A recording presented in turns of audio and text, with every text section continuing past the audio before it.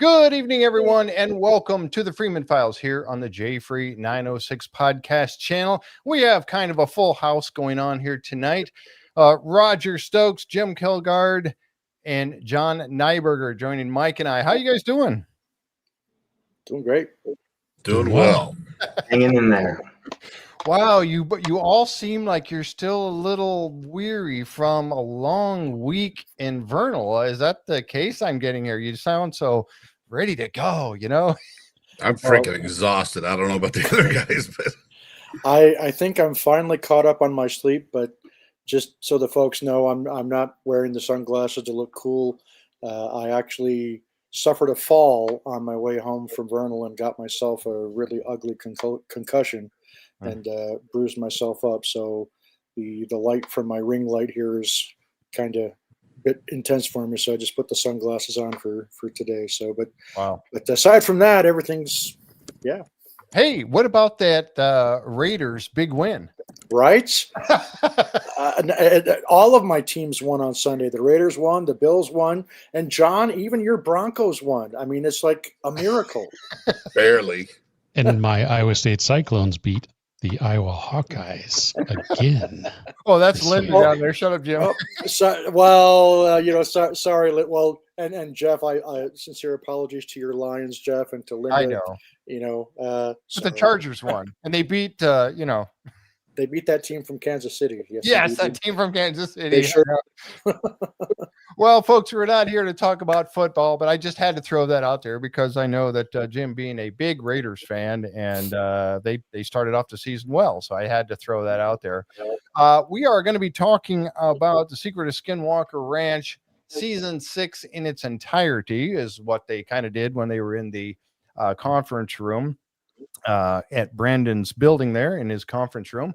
They kind of covered the entire season a little bit. We're going to be going through each part of that. But I also wanted to give the guys an opportunity if they wanted to, because these 4 gentlemen that are here got to go to PhenomeCon and I did not. So, but Mike did a stand-up job. Absolutely stand-up job doing some spot reporting from the scene, and I was really happy. He was even successful in getting Michelle Stratton on camera, which I thought was really good. So, however, I will say that when Michelle showed up and we were walking towards each other, she was the last thing you saw frozen on my live stream to Jeff. And I think there was maybe one little blip. I thought I did it when I switched cameras from the front facing camera on my cell phone to the selfie camera or something. But it froze when she walked up. So I'm not saying she brought a hitchhiker to Skinwalker me, but she brought a Skinwalker to hitchhike. So, but here's the best part. Here's the best part is I was surprised after everything you see on the show and how many times I was talking to Pete Kelsey at the rocket launch. And I said, Pete, I understand now, because how many times have I watched you not be able to fly a drone because the GPS isn't working? I'm like, really, Pete? Come on. You're surprised you're on Skinwalker Ranch. What are you surprised for? Here I am.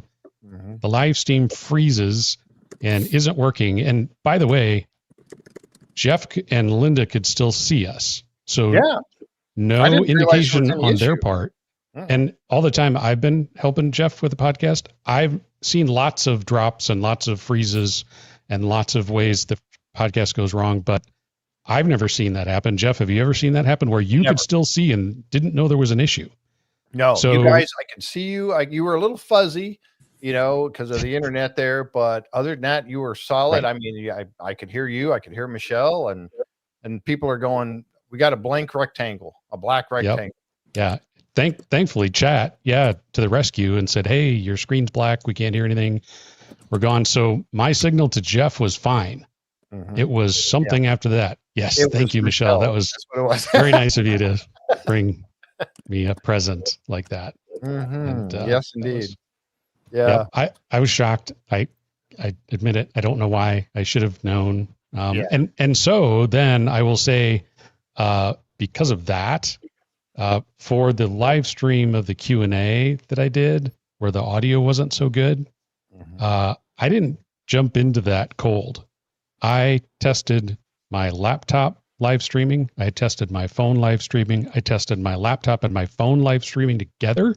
I tested the wireless mics. I tested everything I could test except the audio in that room. It was locked up for obvious reasons, unless there was a speaker in there. So no time to prep. The little wireless mics would have worked great, except the room audio was overpowering.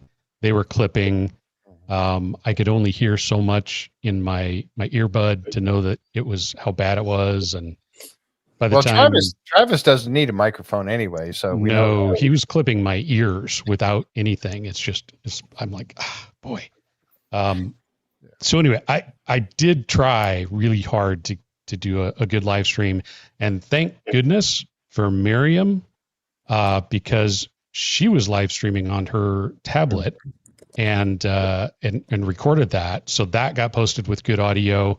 But even she had some issues, and that serves to talk about, there were some struggles before we got going, but hers started and ran well, once she got going. So, so bring your A game when you come to Vernal and you're anywhere near Skinwalker Ranch. Yep. Or God forbid, Michelle Stratton walks up and unloads a hitchhiker on you to make everything go wonky. So yeah, for sure.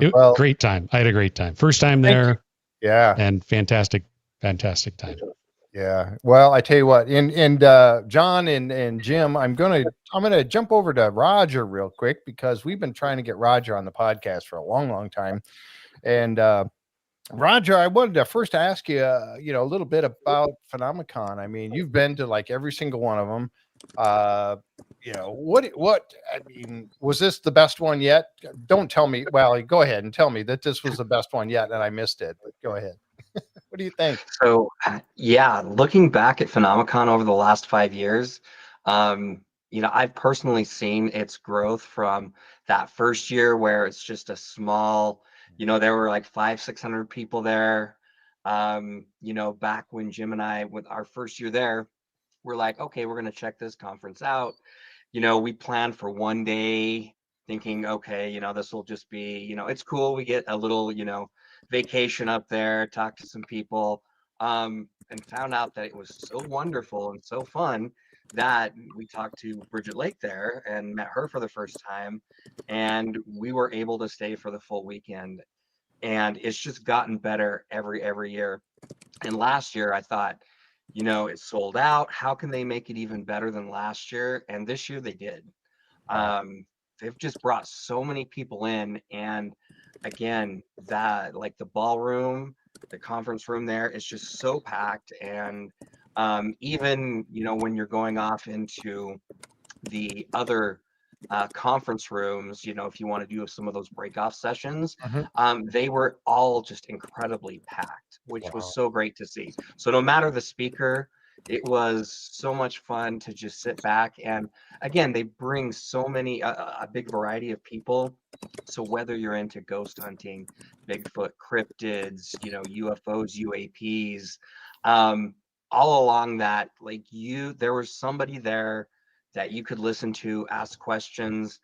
And yeah, I really hope that, there were a couple people that couldn't make it. Of course, Jack Osborne with his father passing away. Dr. Jeff Meldrum had a medical emergency. George Knapp wasn't able to make it because he had to testify for the UAP stuff in Congress. Yep. And so I really hope that they invite these people back next year or the coming years, because it just adds so much. And I'm going to say this personally, my own opinion, but it really was one of the best years that they've put together.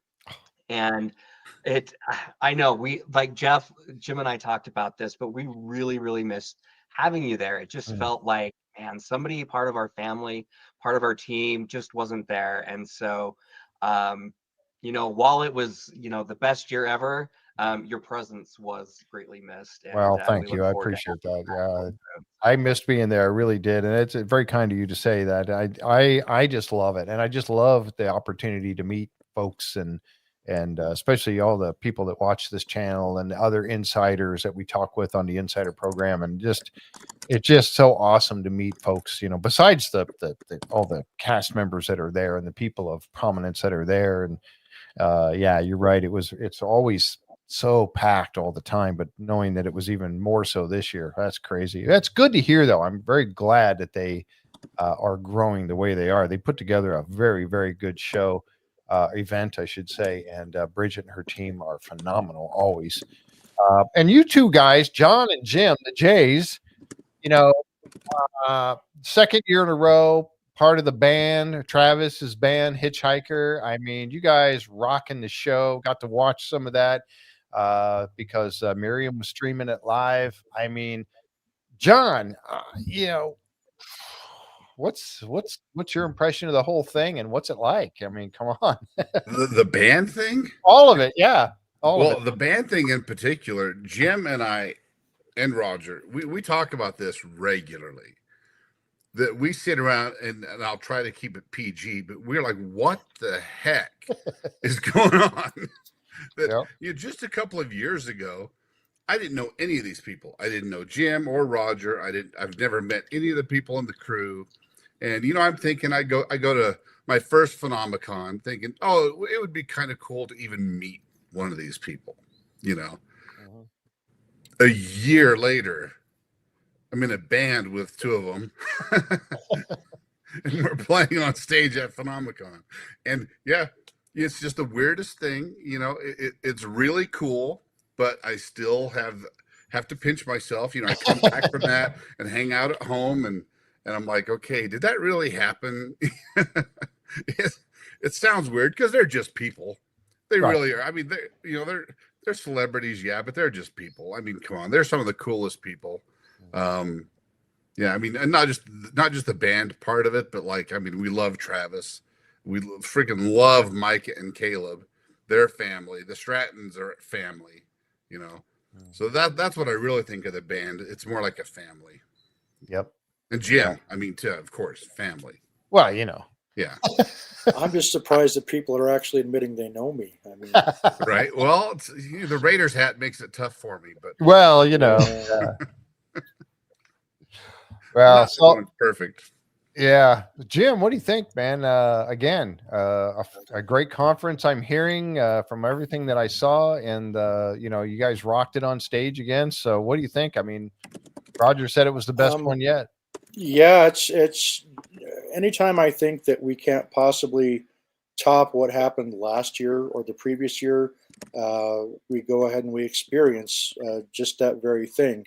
And there was one of the high points for me, obviously, was Jay Stratton's presentation that he gave the first day. That's always a treat. Yep. But there were some other great ones, great presentations that we sat on from Paul H. Smith and his remote viewing presentation, which was absolutely amazing as well.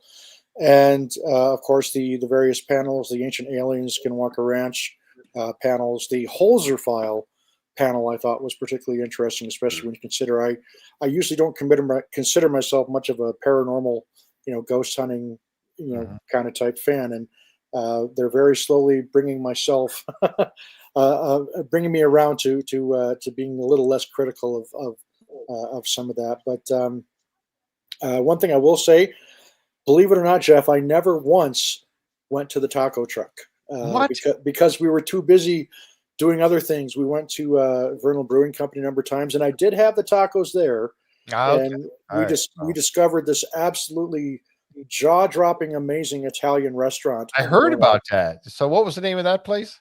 It was called Antica Forma, and absolutely the best bruschetta that I've ever seen, that I've ever tasted in my life.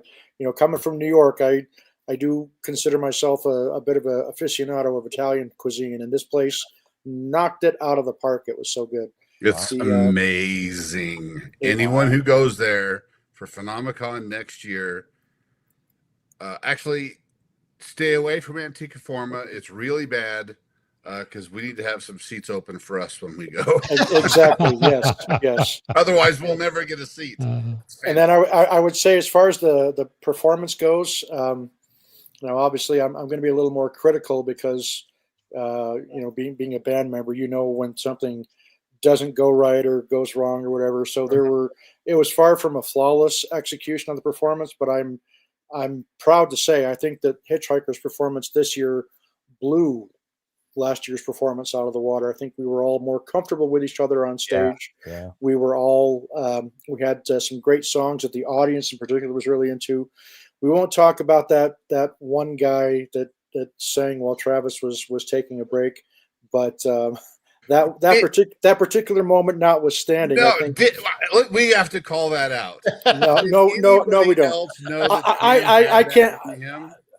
If you haven't listened to it yet, go listen to this. I can't say. I'm trying to keep it PG. This dude doing epic because it was epic. Wow. Even his sisters came up to me after the show and said, "We had no idea Jimm had that in him." Wow. Nice. Really? They're like, "Where did that come from?" I swear, Jeff, I respectfully invoke my Fifth Amendment privilege. I have no idea what these guys are talking about. But another highlight for me, seriously, was getting to meet Mike in person and getting to.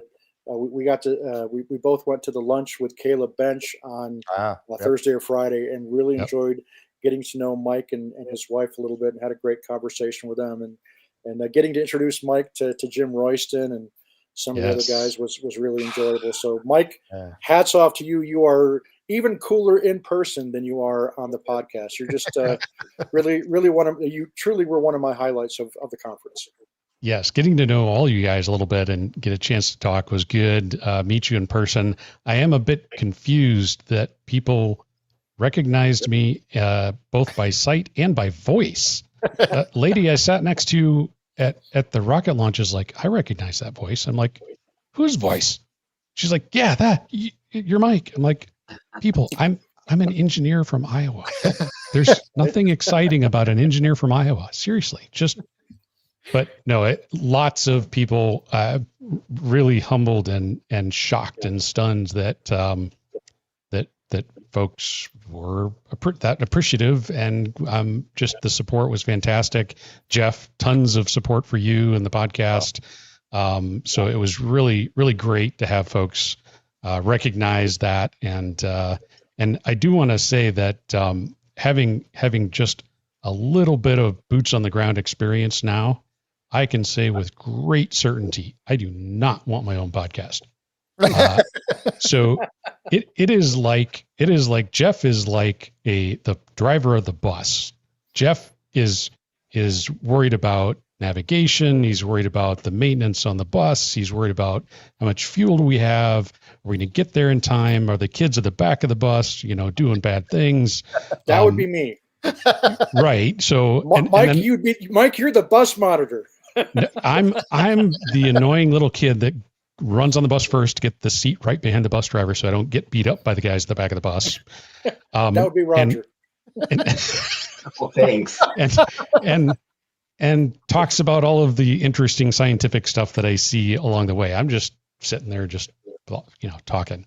Jeff is running the show. It takes a lot more than you can possibly imagine to make everything run smoothly. I did the best I could and still managed to mess it up. So no, you did. Kudos to Jeff and everything he does for the podcast. So it's all Jeff. Yeah, Amy Newhart says, Mike Owen, I'd know your voice anywhere. So there you go. See? No, you did a great job, and thank you for that. I appreciate it. And it's been very humbling, this podcast and just meeting people and everything. I just I really, if it wasn't for all the people watching, it wouldn't be a podcast, obviously. And you guys, inviting you to come on, and you just like, yeah, I'll show up, like even last minute. Sometimes I've done that to Jimm. Hey, Jimm, can you fill in tonight? Oh, sure. I'll be there. It's like, oh my gosh, I couldn't ask for a better. Tom Burns, that's in the chat here tonight. Tom doing his thing with the Curse of Oak Island shows with me. A stellar guy, funny guy. I love having him too. Linda Simpson, who's running the chat here with us tonight. fantastic. I couldn't do it without the team, and honestly, it's kudos to them that this makes it as well as it does. And I appreciate each and every one of you guys and the people behind the scenes as well. So, I would just echo what Mike has said. I mean, Jeff, I don't embellish at all when I say to folks that I think that the J Free 906 podcast is the gold standard of podcasting, because you really have built up not just a tremendous podcast, but the community that you have that interacts in the live chat and everything. It's just it goes beyond just being a great safe space where people that are curious minded like we are can come together and express their ideas and their thoughts about these crazy mysteries that are out there. Absolutely. And I will also echo what Roger and John have said, and that we absolutely missed your presence there, Jeff. You were noticeably missed by everybody. And we had some other dear friends that weren't there this year, like Annie Campbell, as John has mentioned a number of times. We missed having Annie there, and a lot of the regular crew that we like to run with, unfortunately for various reasons, weren't able to make it this year. But I'm hoping that this next year we can all get together in Vernal once again for PhenomeCon 2026, and I'm planning on it. See what kind of heights we can take it to next year, because this year was really, really wonderful, and I actually have the battle scars on my head to prove it. Yeah. Oh my gosh. Well, I'm glad you're okay, and Roger, I'm glad to see that you're here and that you're with us here and doing the podcast. I know we've been trying to get you on, and you've had your slew of things going on in your life. Appreciate the fact that you're here and looking good. So, all right. So we're gonna, I know that Jim, you guys are going to be doing a PhenomeCon podcast. You're going to be talking about PhenomeCon, you and probably John and Roger and whoever else. And we'll be looking forward to that. It's the Soul of the Unexplained, folks. If you have not seen it before, most of the folks in the chat probably have. How I got pulled into a podcast and ended up Skinwalker. Yes, indeed. That's the book. I can tell the tale. Yes, Kat. We'll be talking about that. Anyway, I didn't want to take your thunder away from your podcast that you're going to be doing, but folks, you need to check that out if you haven't already on YouTube. The Soul of the SOL of the Unexplained. Because that's what we are. We're always SOL.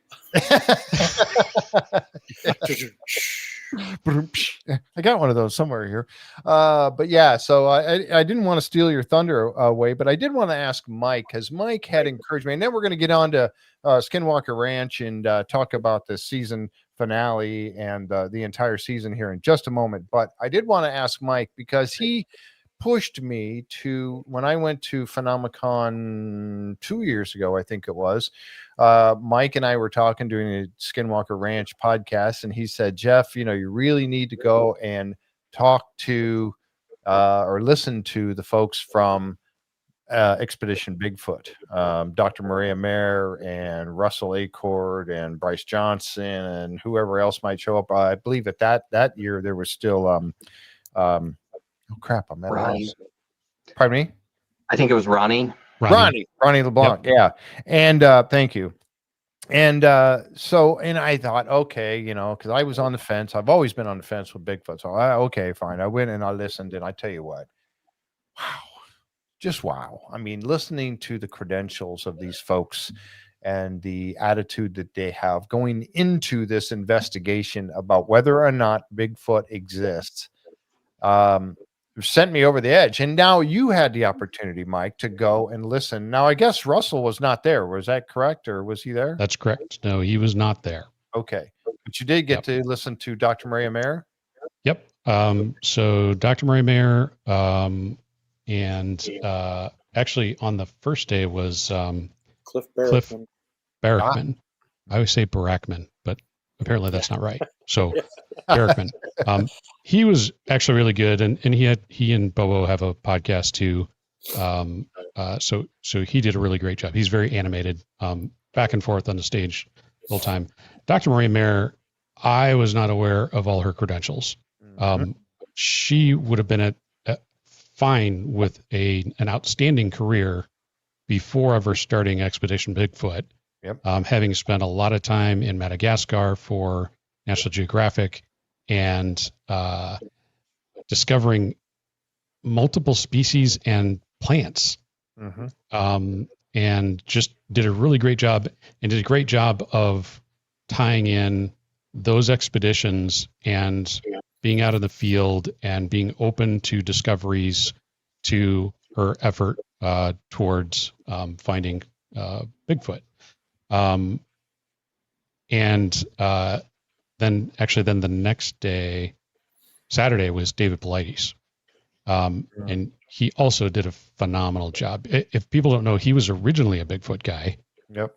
And then became the Missing 411 guy. Mm-hmm. He showed, let me go back to Marie Mayer. I'll try and keep this in sequence.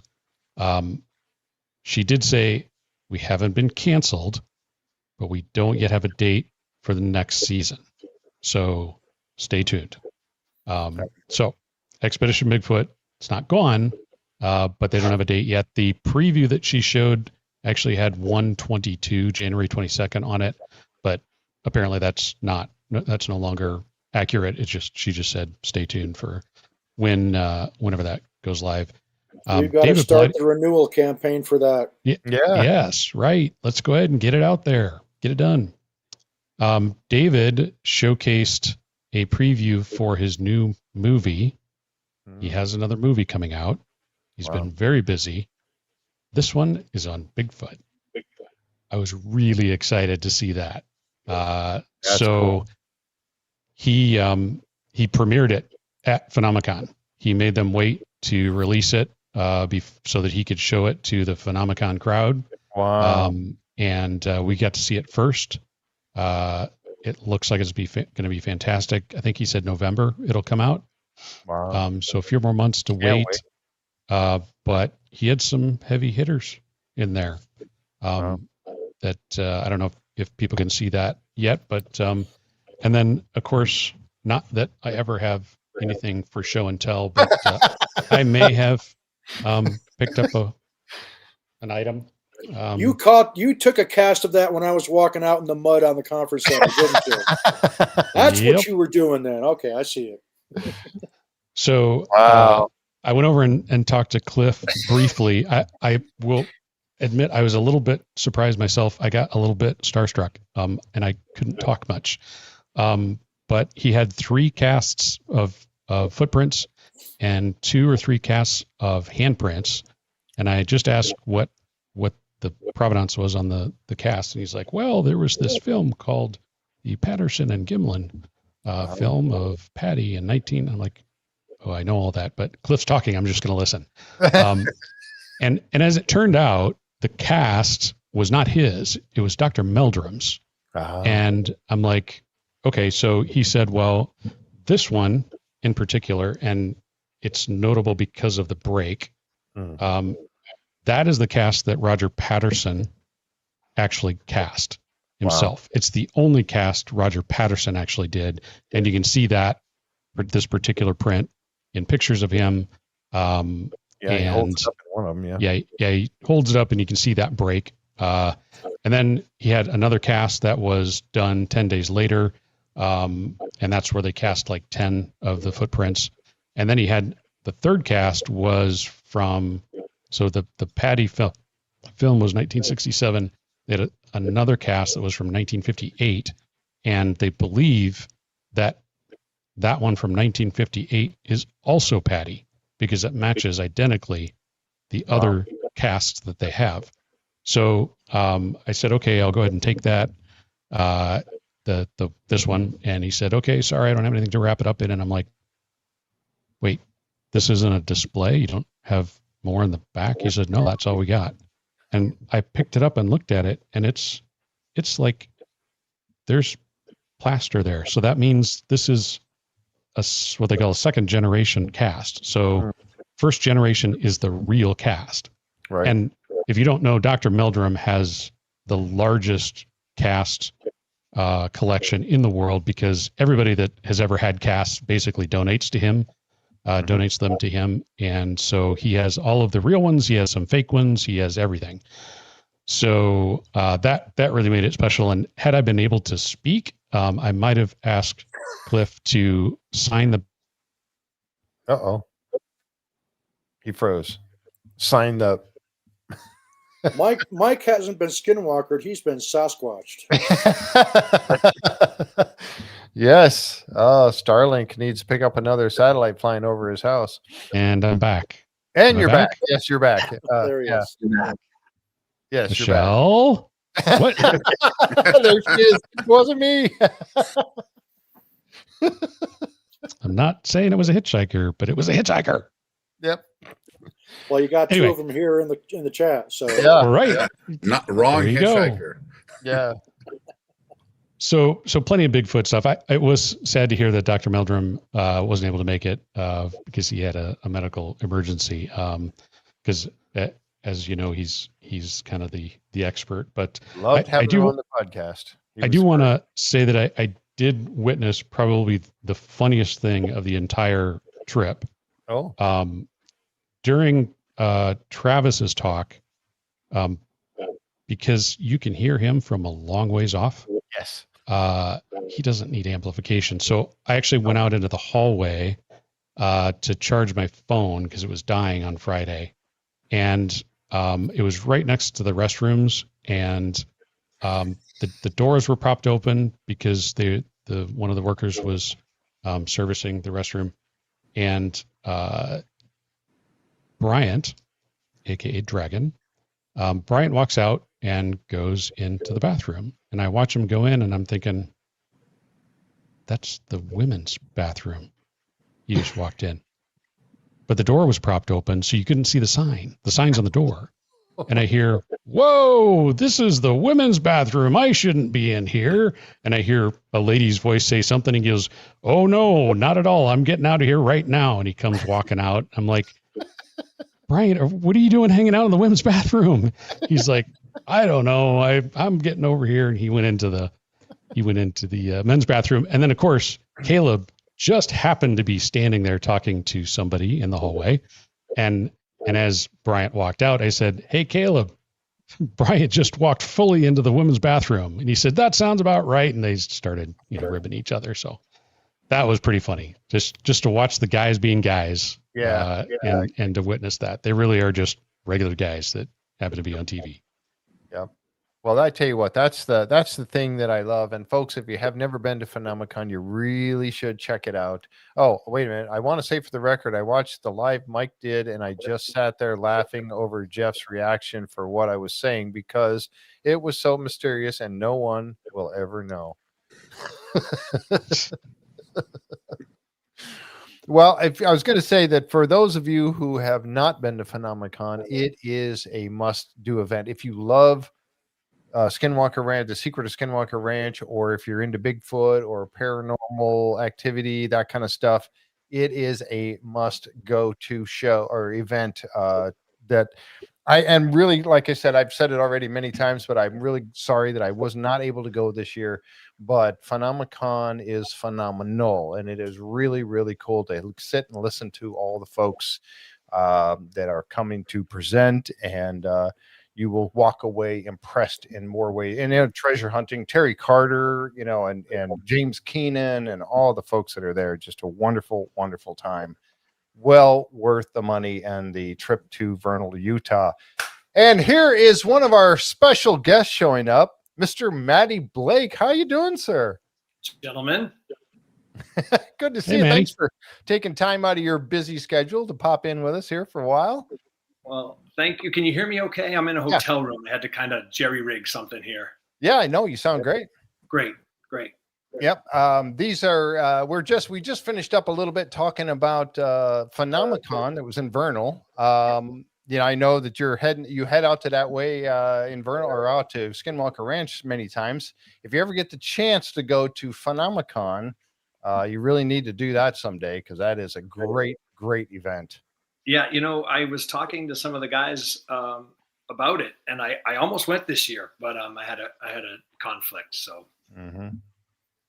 Yep. Well, we're just getting ready. Thank you for joining us again. I appreciate it very much. And I have really, really loved watching behind the gates that you do with the team after the it's only a half an hour, and it really needs to be more, because I don't know how you do it, but you get them to kind of give up a little bit more than we see in the 42 minutes of production, on the show.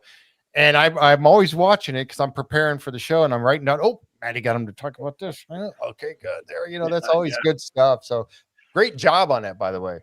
Thank you so much. It's funny. I've been working Oak now for 10 years. This is gonna, 10th season we're looking at. So I got to credit the guys at Prometheus who I work with, Joe Lassard, Derek, and they really let me push them a little bit,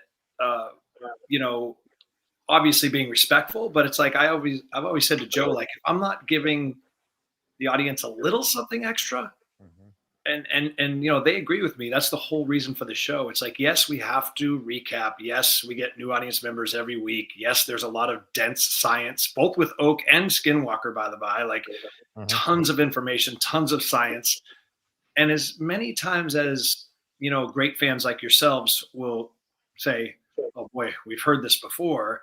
At the same time, some really knowledgeable fans will ask me, like, wait, when was the money pit found again? And it's like, wow, you just have to keep on recapping. That said, it can't be just a recap show. I at least have to give the audience something like, well, what were you thinking in that moment? Right.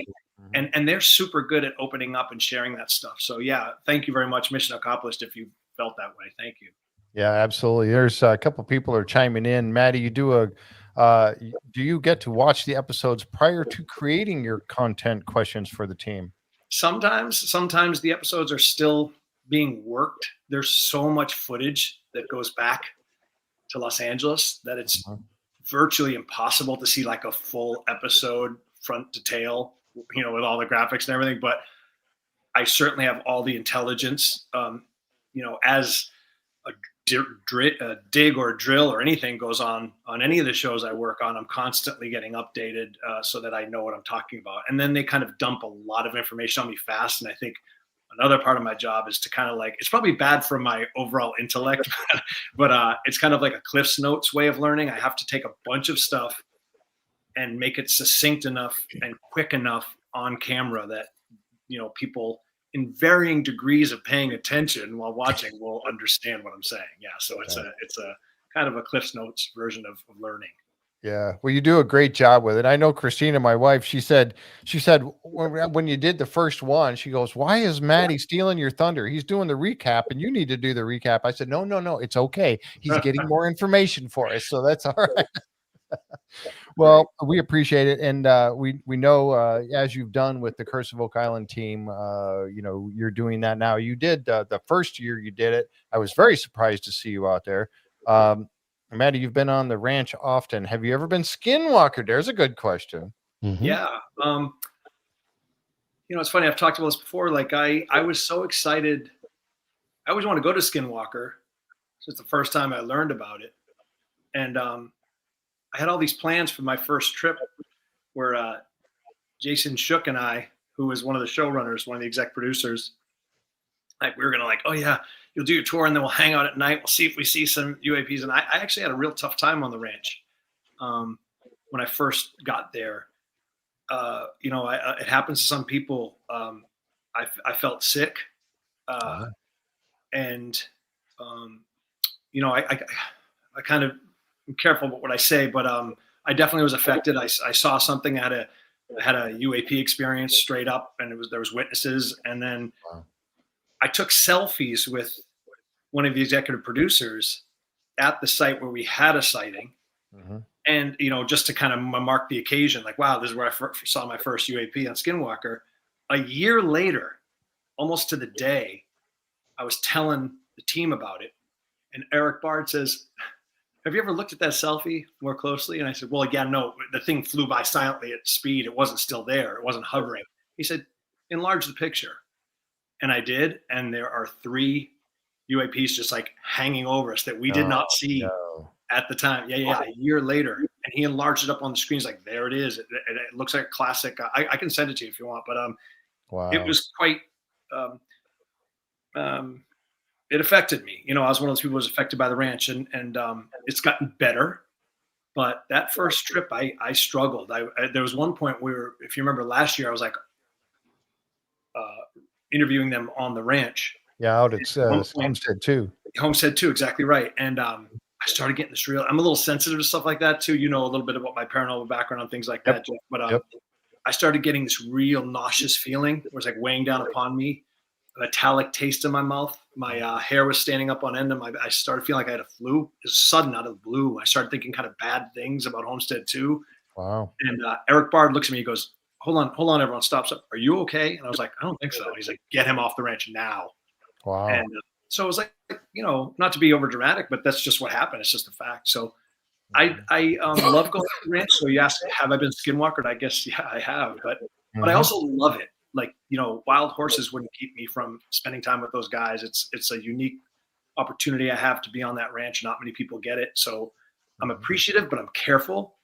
I get blessed by my priest every time I go. I wear my I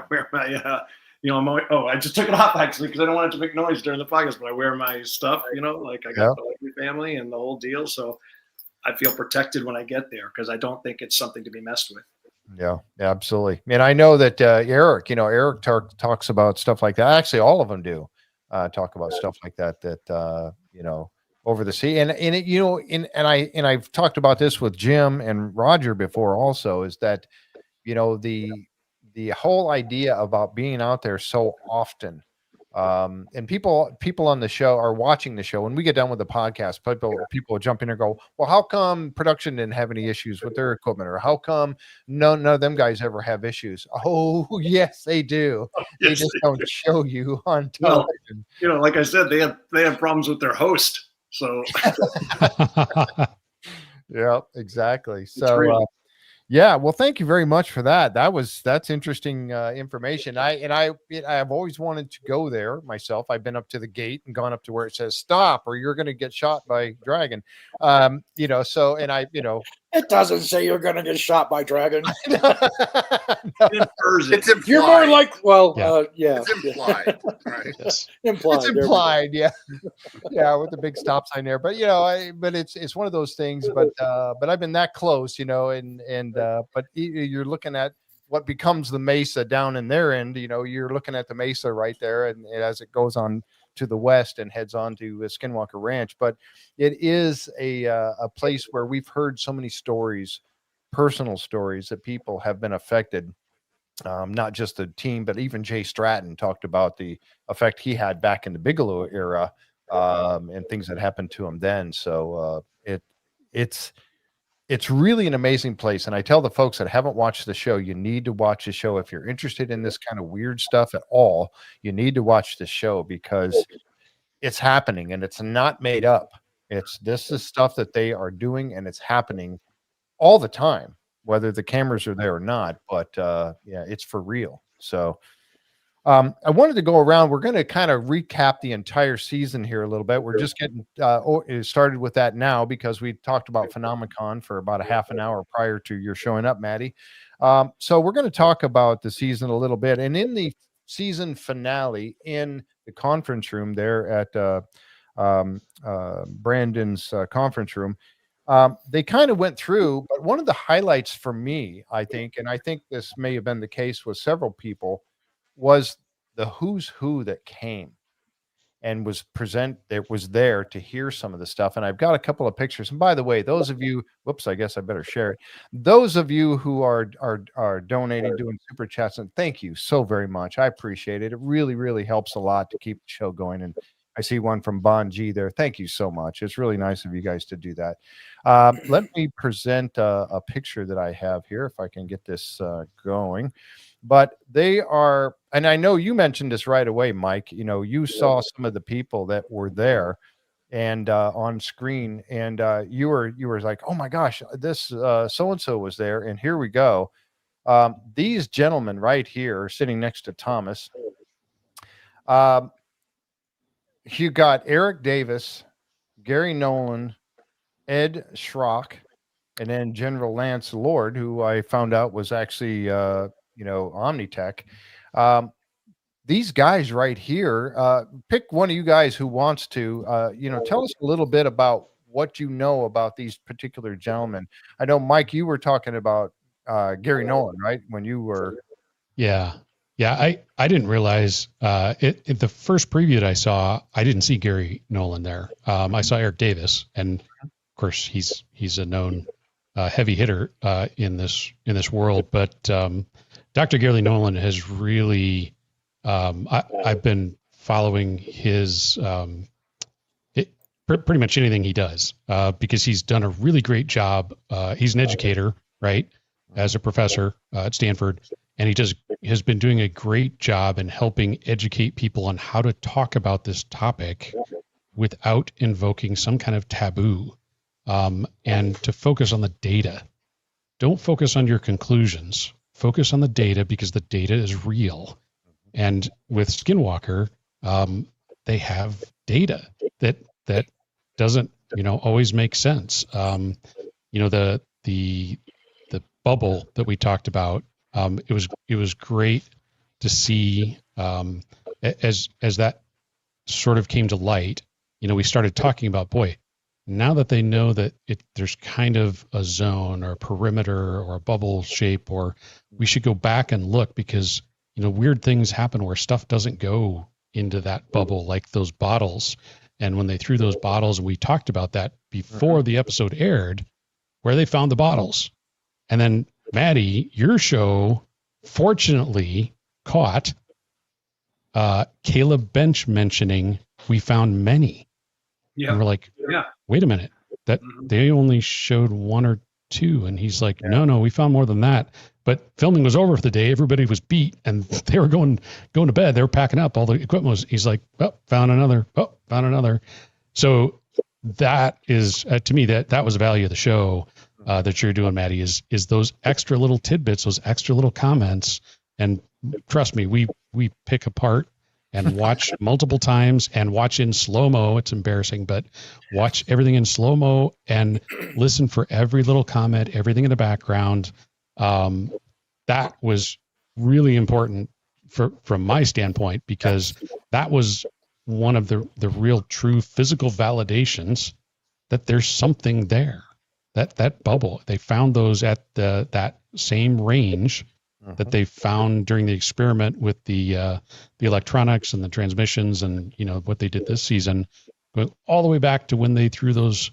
And we didn't know why, but it just seemed like they couldn't get anything down into that area. And then to go back and actually validate the bubble finding this year with those extra bottles, and to actually know that they did. And we talked to Caleb later. He answered even further that that's we found multiple, and we wouldn't have known that otherwise. So I appreciate that. And they were along the perimeter of the bubble, along the boundary. Right. Like they hit it and slid down the side or bounced off and ended up along the boundary. And it's interesting that they were found along the boundaries and outside the boundary than actually inside the perimeter. I think that kind of speaks to the greater phenomena of the bubble. It almost makes me wish that we had, known that on the day, on prom night, as we like to say, and done some sort of graphic, and been able to kind of like laser line them, and you just see the bubble, like you just see the outline, Yes. Next time. Yeah. Maddie, is there any doubt in your mind after going through this with the guys over this? Now, this was a while back for you, of course. But is there any doubt in your mind that this barrier, this bubble exists? That's such a great question. I think there has to be some level of doubt, or I've been burned is the wrong word. I've been trained, I would say, conditioned through my Oak Island and beyond Oak Island experience to stop expecting things and stop being certain about things, even if the evidence is really pointing in that direction, and just kind of take things as they come. I think I would say this confidently, it's like fairly undeniable that there's some sort of consistent interference in the areas that they are measuring and talking about. Is this exact bubble exactly what we are saying it is? I think we still need a little more testing, a little more time. And I think Eric would agree with that. I think Eric would say, good job, Maddie. Thanks for not freaking out. I call things UFOs and stuff, and Travis is always looking at me like, oh, stop saying that. lean towards that. So I would say that's a great question. I do have, I would say, well-trained doubt a little bit, and just keep proving it, guys. Keep proving it. Yeah, absolutely. For everyone else too, these guys who are there, Eric Davis, astrophysicist, and Warp Drive Metrics. I mean, that's just awesome in itself, right there. Warp Drive. I mean, what has Star Trek brought to us over the years, right? So many of those concepts that they came back up with back in the early 19 or mid 1960s are now being talked about quite a bit today, isn't it? That's just interesting to me. Gary Nolan, professor of Stanford University School of Medicine, worked with Travis and Jay on the UAP task force. Eric Schrock, aerospace expert, advanced aerospace systems. And those three guys alone. Anyone else have a little bit of something they'd like to say about either one, any of these three guys at all? Yeah, I will just simply say that Eric Davis has always been kind of at the top of my bucket list, my personal bucket list of former scientists that used to work at Skinwalker Ranch, because obviously he was one of Bigelow's chief scientific investigators during the years that Robert Bigelow owned the ranch, and he also was involved with the famous Wilson Davis memo as well. But obviously, he is the Davis component of the name of that legendary memo. So Eric Davis, the thing that I like the most about him is that he's just like me. He's a big science geek, and he's not afraid to think outside the box and say, well, maybe we should consider this. And I've really enjoyed reading a lot of the things that he's written. And so if I ever had a chance to meet any of these guys, Eric Davis would be at the top of that list, because he's always been one of my favorites. And Gary Nolan is the other one. Like as you said, Jeff, he's a professor a very notable professor of immunology, I believe, at Stanford University. He's also one of the founders of the Soul Foundation. So he's another one who's pretty high on my list. And Eric Schrock, if I remember correctly, and if Michelle is still there in the chat, she can correct me if I'm wrong, but I believe Jay mentioned in the episode that Eric is actually one of the guys that he goes to whenever he comes across aerial phenomena that are displaying advanced technologies to help get a better understanding from somebody who's truly an expert in aerospace mechanics and things like that. So I'd say of all the people that were assembled on this roundtable, it's probably the most impressive and certainly the most credentialed group of people that we've seen yet for any of these type of end of season roundup specials. And I was kind of gobsmacked as I was watching, just simply seeing Eric Davis and Gary Nolan sitting next to each other was cool enough. But then also seeing General Lance Lord and Eric Schrock and of course we had all the right. like Michelle, he's Skunkworks from Lockheed Skunkworks. So there you go. You don't get much better in the aerospace community than somebody with a resume like Eric Schrock, and really all these guys. So it was really cool to see this kind of firepower, intellectual firepower that was brought up to this in this episode. Anyone else? I wanted to see. Go ahead, Roger. Oh, I was just gonna say I really enjoyed. It's fun to not only have all these people here, but I really enjoyed just watching the body language as it was talked about, right? Eric Davis and Gary Nolan and everybody, just when they went over the episodes and the different things, like for example, the ceramic and what it was doing under an electron microscope, just to see their minds just like they're like thinking about this, like, wow, this is amazing, right? And it was just a lot of fun to watch as these things unfolded. And I really think that just the intellect that was in that room and the discussions. And of course, I'm sure that they had a ton of discussion that wasn't actually aired. Oh, yeah, for sure. They were there all day into the night. So for sure. And I just think it's exciting that we live in a day and age where we can get some brilliant minds together and just have an open discussion like, hey, this is the data, this is what we're seeing, right? This is the direction that we're going. And, I guess sharing of those ideas really to take it to the next step. And it's why I think the Secret of Skinwalker Ranch is so fantastic. And one person that wasn't there that I really would have liked to see is Jeremiah Pate from Lunasan. Oh, right. Yeah, Um, Yep. Yeah, I think his company, and especially what they did this past season and just bringing more information and re-looking at the data to update it. I'm really, really excited for, what everybody has to bring to the table that they're filming this year, and that I can't wait for, season 7. So again, a great season overall. So. Yeah, I think so too. I really, go ahead, Mike. Maddie, from your wrap up of that episode, there were two things to me that came out. One, you had asked a question about those guys, and Travis was able to clarify why they were there, and that they were there because of their background on the topic, to look at what they're doing and maybe point them in directions that they hadn't thought of yet. Yeah. That was a That's fantastic clarification.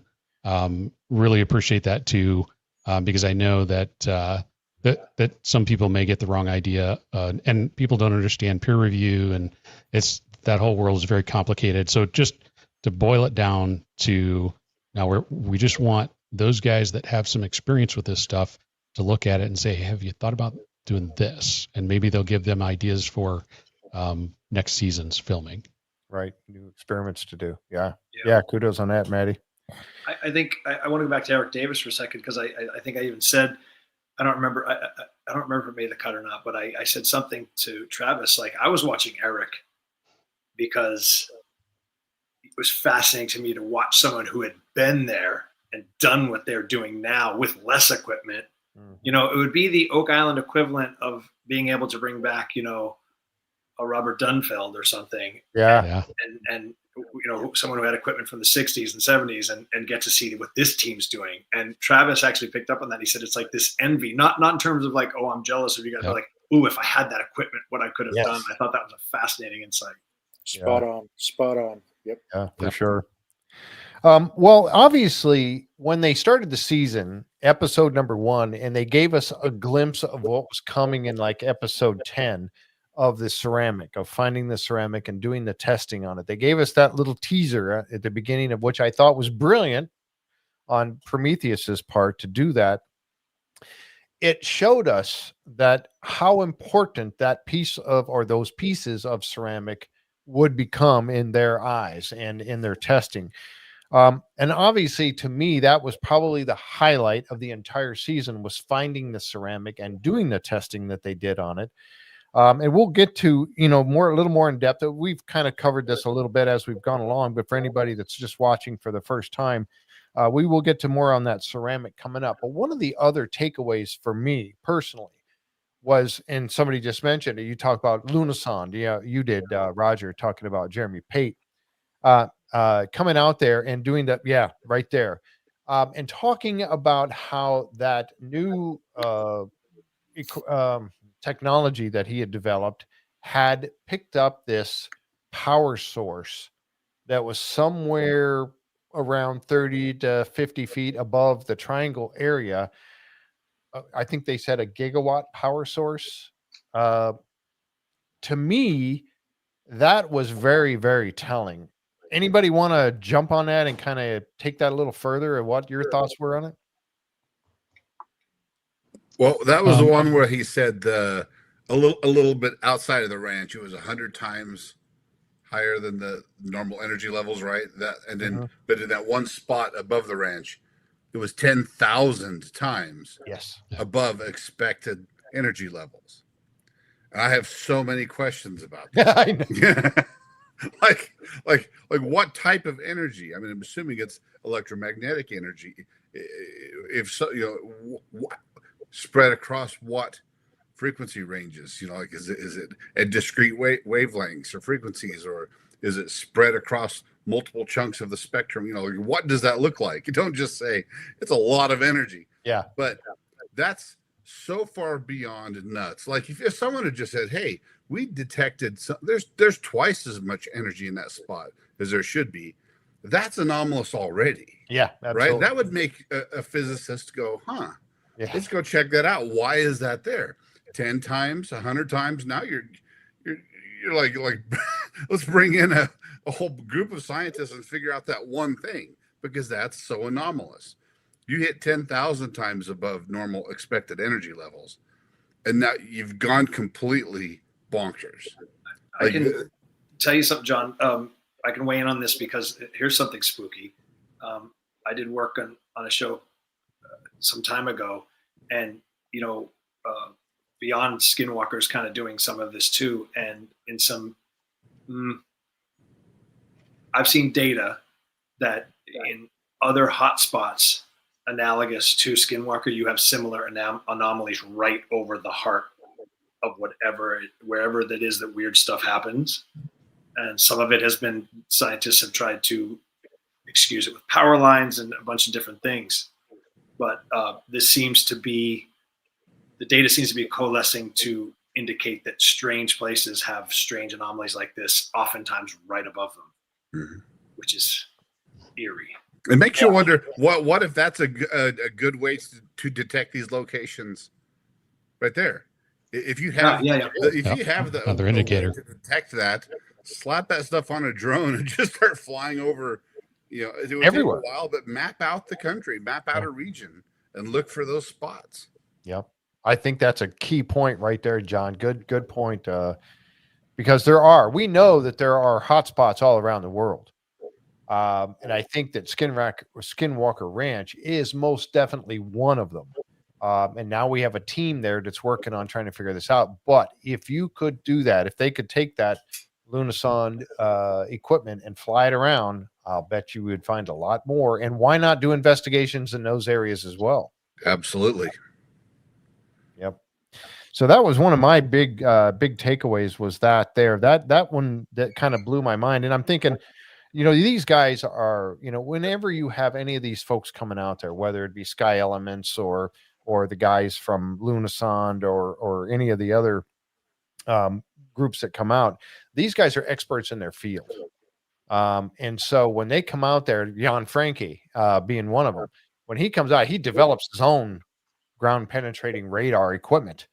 So when he comes out there and he has an issue, take that to heart, because he knows his stuff inside and out. So if there's an issue going on, and you saw the look on his face when this was back last season, season 5, the look on his face when his GPR unit that he was giving to Thomas to run around with was given all kinds of erratic readings. You saw the look on his face. He's like, this doesn't happen. How many times have we heard these experts with their equipment at Skinwalker Ranch go, I've never seen that before out of my equipment? It's very Oak Island. Yes, it really is. The first 5 years of Oak Island was like person after person coming on saying, "Oh no, this you don't understand. We have this geolocated this space. This never fails," and then failing. It's incredible. They're very different in some ways, but so similar in so many ways. Yeah. I wouldn't be surprised if there was some they should need to do. I'd love to see Lunasonde go out to the island and fly that thing around a few times. That would be really good. One of the other, I'm going to just throw this out. Roger, we'll start with you. What was one of your big takeaways from the entire season? We had so many from episode 1 right all the way through episode 13. But what was one of your big takeaways with all this? Well, I think one of the big takeaways for me, as you look at each season, and again, they're kind of building up that foundation, right? So what you learn in season 1 builds on season 2, season 3, and so forth, is that there's more to be discovered at the ranch, and that they have to be very tactical and in how they approach. And so I think one of the biggest things, because a lot of people are divided on this, just what I've read in the community, going into the mesa and the difficulties that they've encountered in drilling in there. And you get a lot of people that say like, oh, well, why don't you just blow up the mesa and just, get in there and see it? Like, and as much as, anybody, I would love for them to be able to get into the mesa, but I think it's one of the things that I've learned is that, whether it's Oak Island or whether it's Skinwalker Ranch, you have to really approach these things in a way that not only protects the history of the land, you know, all those types of stories and things in the past, but you have to do it in a way that's pretty, it's, I guess what I'm trying to say is that it's least evasive, right? So you Yeah. can still go in there and you're able to gather that evidence and that data. Um, and with that, I think case in point, I was really happy when Brandon was like, you know, let's stop kind of the drilling right now and let's come back with a plan and how we can get in there, and not destroy or ruin what we're actually trying to do here. So I really appreciate just the behind the scenes thinking and how they approach that. And again, I'm always excited, you know, tying in the triangle and, you know, this year to see like when they were sending up the fire and the smoke signals, just to see the different data points that they got from that. And again, the biggest thing that's left me with is that there's a lot of ways to go about investigating and getting the data that they need.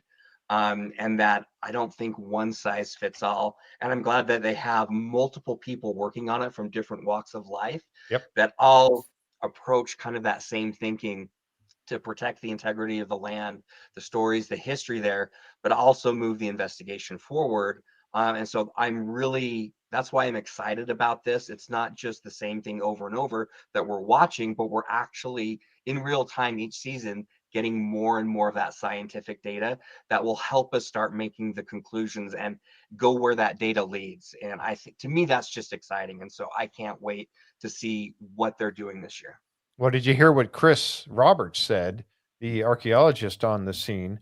What he said at the in the conference room about doing a top-down approach. Yeah. So I'm hoping that that's what we're going to see. I think I've heard people that, you know, because they got the tours or whatever from the place that will take you to the edge of the mesa or whatever, and people have said, "Oh, they're doing it, they're working up there," but we don't know for a fact or what they're doing or how they're doing it or anything like that. But I think that's the right approach. What do you guys think? I mean, top That's, down. that's just Joe that's still stuck up there from 2 seasons ago. He's still holding on to that drill, trying to get it down. Right. Yeah, but seriously, I mean, that's the right approach because I think they've kind of found out. I mean, we know there's certain anomalies, that things that have happened to them as they're drilling at 200 feet. And then when they got close to the top, they were running into that very hard surface, about 420, somewhere around in there. They were running into that very hard surface and then going and then hitting a hard surface and loose for a little bit. So they think it's relatively, he said something about bedrock being not down deep, but up closer in the mesa. I thought I heard him say something about that, where like on Oak Island, we know the bedrock is at around 200 feet down. So he said something about the bedrock getting to that point. So, but yeah, Well, happening.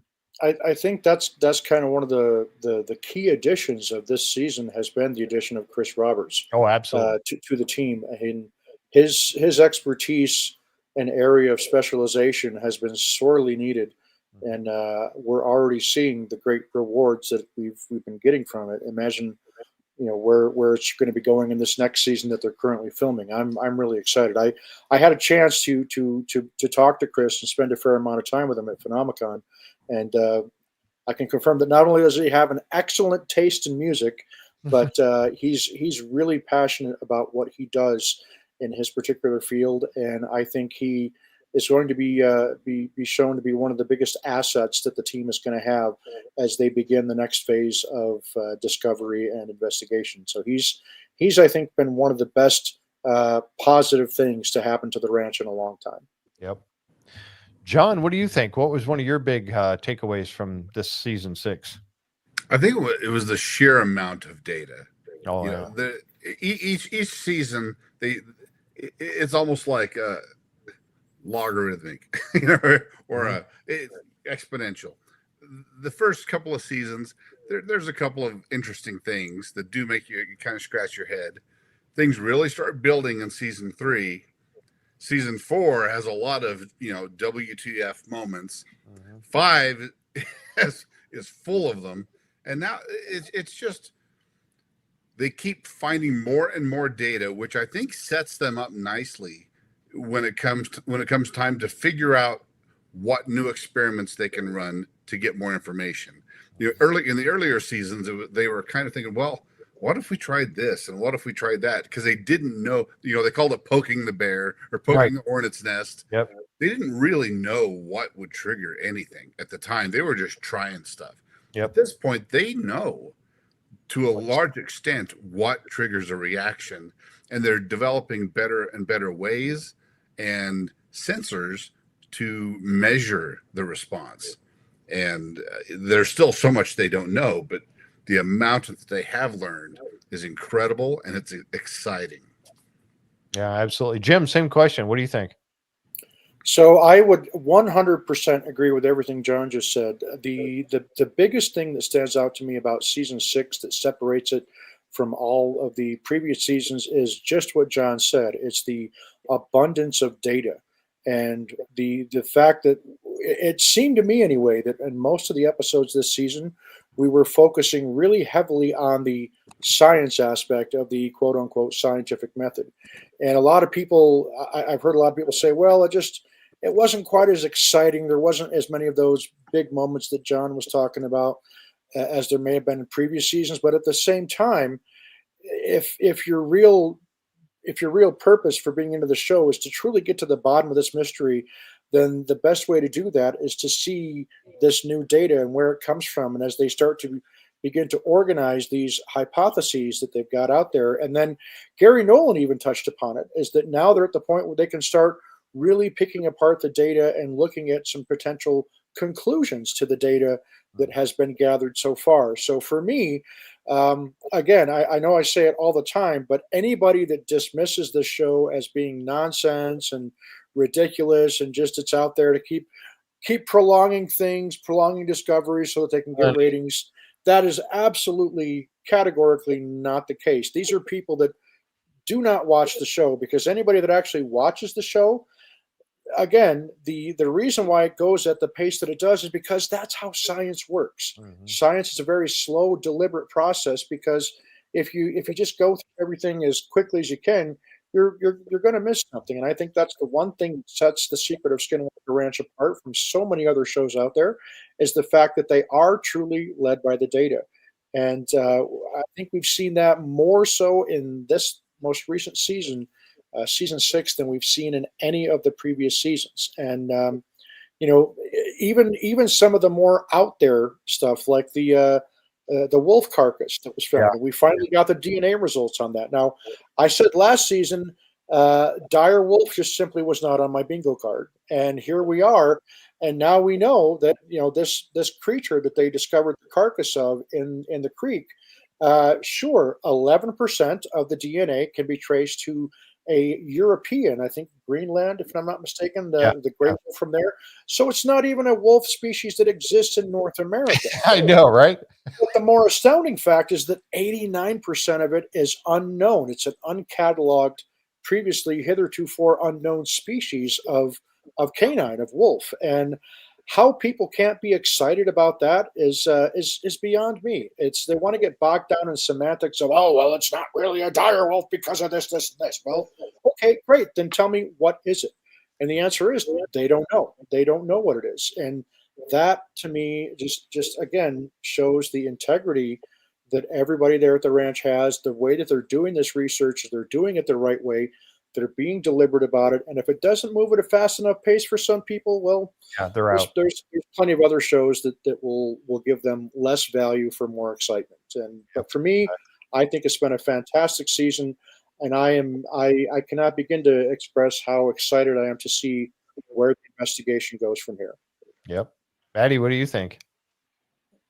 I want to go to the dire wolf before I answer that question, because I'm so glad you brought that up, because I think you could do an entire series on the discovery of this wolf and call it Wolf Man or whatever. It's so mind-boggling. I think there's been so many things that this show's throwing at people, like we're not seeing the forest of the trees. It's so that wolf alone. I have a funny little story about that. I was talking to Jason Shook last year whenever they found it, and Jason and I are like personal brothers. He's showrunner of the show, worked on Oak with me for years, and now he's on Skinwalker. And when that happened, I remember he said to me, he was just like, and he wouldn't mind me saying this, I know, because he was just like, I don't even know if we can air this. like, I think we found a dire disturbing in a way. And they didn't know, like, are people like, what are people going to say? And I think people are still kind of digesting it. They are. Like, did they find a creature that slipped through a portal? And by the by, my UAP experience happened at that spot where they found the dire wolf. We were touring. I said, take me where that was found. I want to see it. And it was right. We were at that spot where they followed the kind of purple anomaly too, the purple light, right in that area. So something's going on over there. But just, yeah, thank you for bringing up the dire wolf. I don't think. I mean, that's still to be determined, but it is really astounding. I think, to answer your question, I think, this ceramic piece, as it stands now, is a smoking gun. It's like it would be like, a little piece of gold nugget on Oak Island or something. It's like they pulled something out of the mesa. This is no longer, gee, there could be something in there. Like they pulled an anomalous piece of material out of that mesa. That is stunning. That's acting weird. Now, more testing needs to be done, of course, but I mean, that is just, that's the thing that I took away. Also, lastly, I'd say you guys did a great job of kind of drilling down on the science community that is interested in this now, and the heavy hitters that are involved in this now, both behind the scenes and what you saw. And I think I was reflecting upon this 2 days ago. I was talking to someone, and I said, it's funny. It happened on Beyond Oak Island. It wasn't our mission, but it kind of became our mission that we noticed this big gap between really credible historical treasure hunters and metal detectorists and archaeologists. Archaeologists, not all of them, but a lot of them, the scientific community in that world, look down their nose at treasure hunters and metal detectorists. And of course, there's bad on both sides. But once we put really good, historically minded metal detectorists with archaeologists, they were like, oh my God, why haven't we been doing this forever? You guys know your stuff, and you can identify stuff in the field that we can't. You guys have so much experience with this stuff, and you can save us time. Blah, blah. So like me, Rick and Marty are kind of like, that's like a little mission to the show in a way. We started kind of focusing on that. And I see the same thing happening with Skinwalker in terms of, I think there's a large part of the scientific community that as soon as you mention metamaterial, they're like, wacky guy. And, saying there's no such thing as UFOs is not science. And it's odd that a lot of the people, because of the chip on their shoulder that scientific community had, a lot of the people working in the unexplainable were doing the real science. And the scientists weren't. They were working on their belief system that there's no such thing as UFOs, whatever that means. Right. Because we know there are things in the sky. I mean, did you see the congressional hearing yesterday? Yes. So, yeah, to my knowledge, you tell the scientists, like, well, what do we have that you can fire a Hellcat missile at? It can disintegrate, reassemble, and never stop flying. Do we have that? Because do you want to call that science, or what do you want to call that?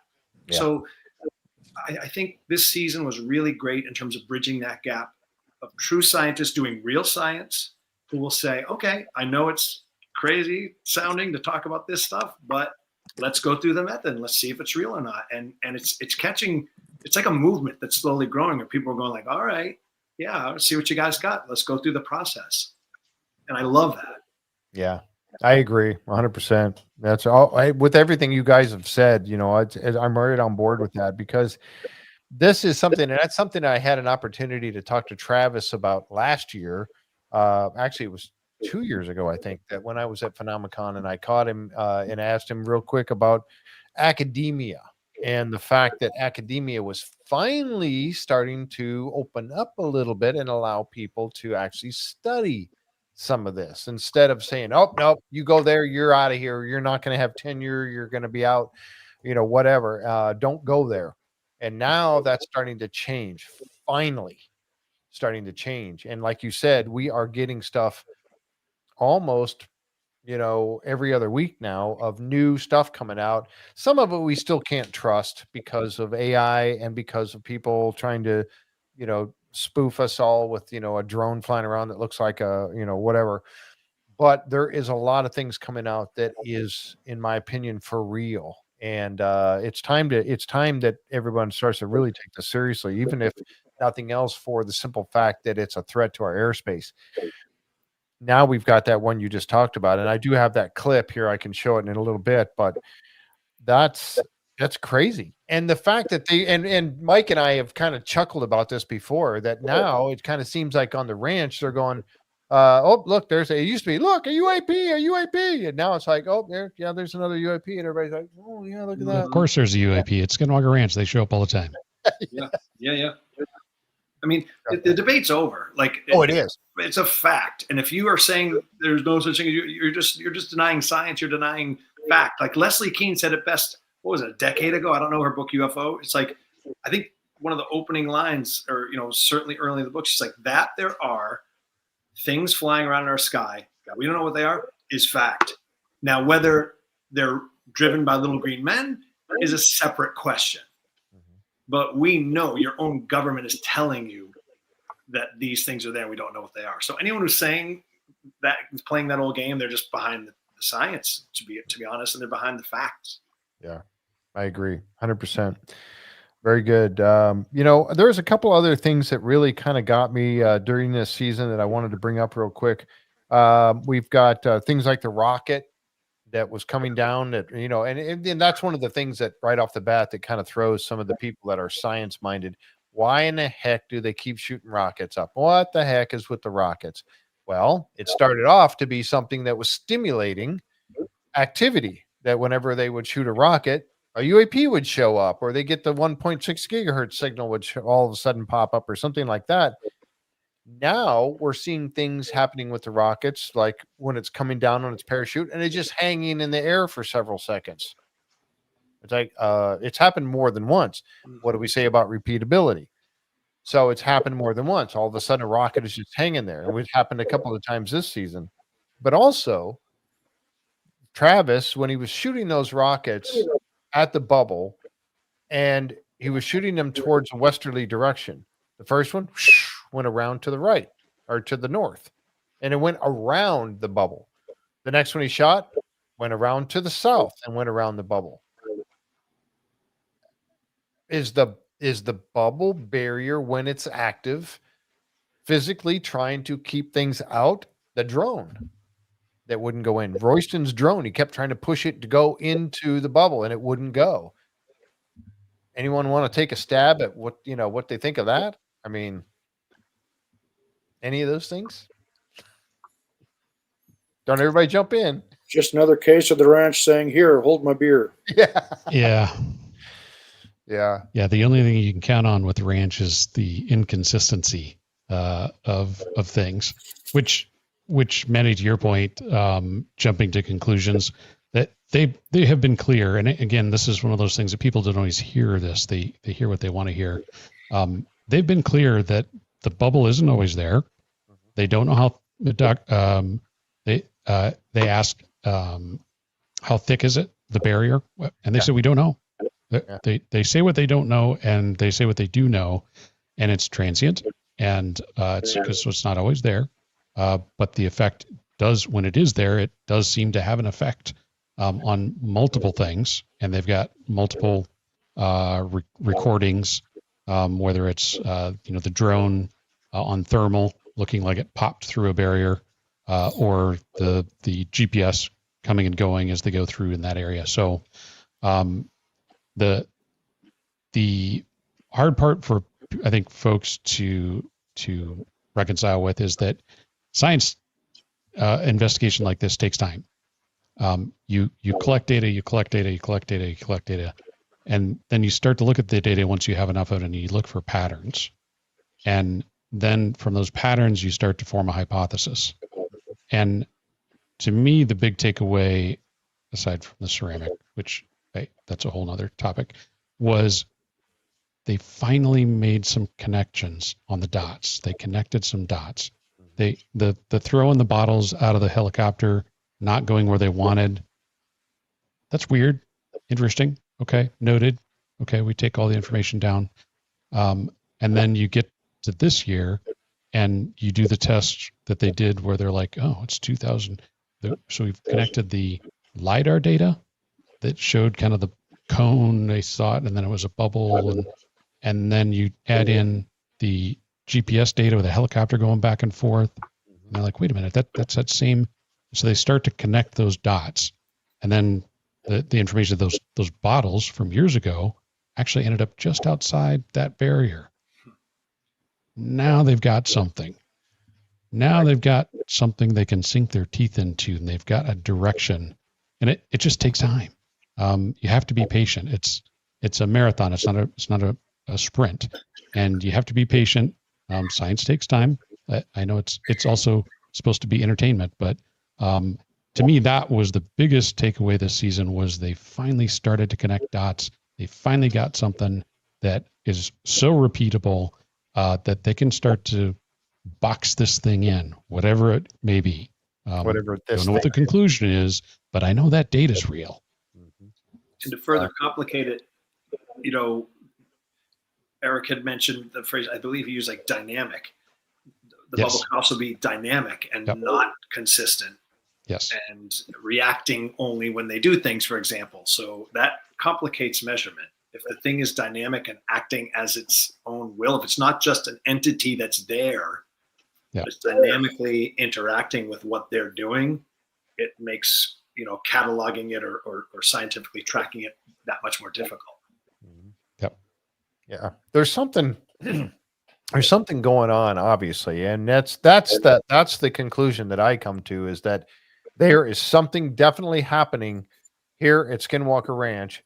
Maybe other places, like you were just talking about, Maddie, of other places in the world that might be having high activity as well, just not being documented like this. But there's something happening there. You take the fact that there is an energy source, excuse me, Pete Kelsey doing his terrestrial laser scanner and finding this dome. You take the fact that UAPs are showing up here all the time, almost to the point where now, like I said earlier, that it doesn't become such a great big deal.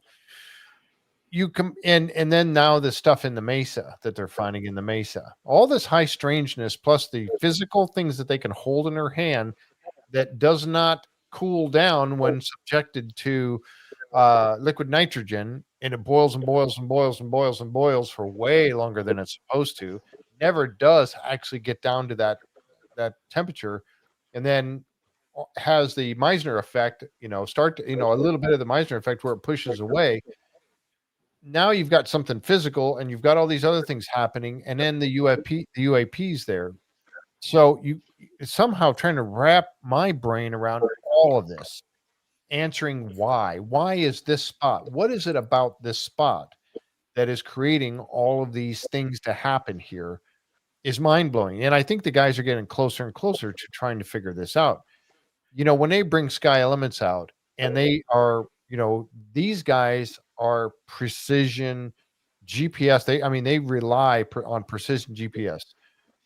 And then to have the whole swarm off by like 30 to 40 feet from where they're supposed to be. And they had two different master controls going on, or master clocks going on, and we had that anomaly in the clock. They were on the same time, but they were having that hit every 5 seconds, 2 seconds apart. One inside the bubble area, one outside the bubble area. So many things that are happening like this. You probably combine all of these together, new salt laser having an issue, and then that guy capturing this picture. Is that a UAP going through the thing? And then we saw some of those lasers shutting off, intermittently just turning off.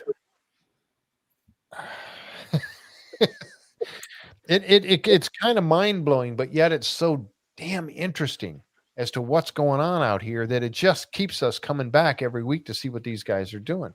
What do you guys make of that new salt laser in that picture I just showed? Things to make you go, Yeah, the gaps in the lasers were already weird, right? Yes. Yes. But this does clearly look like something flying through the beams. Mm-hmm. And if it was a bird, I really feel bad for the bird.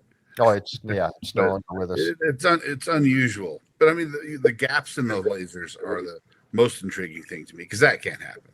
Literally cannot happen. It can't continue on. Yet it's happening, right? And then pick up again. Yeah. Yeah.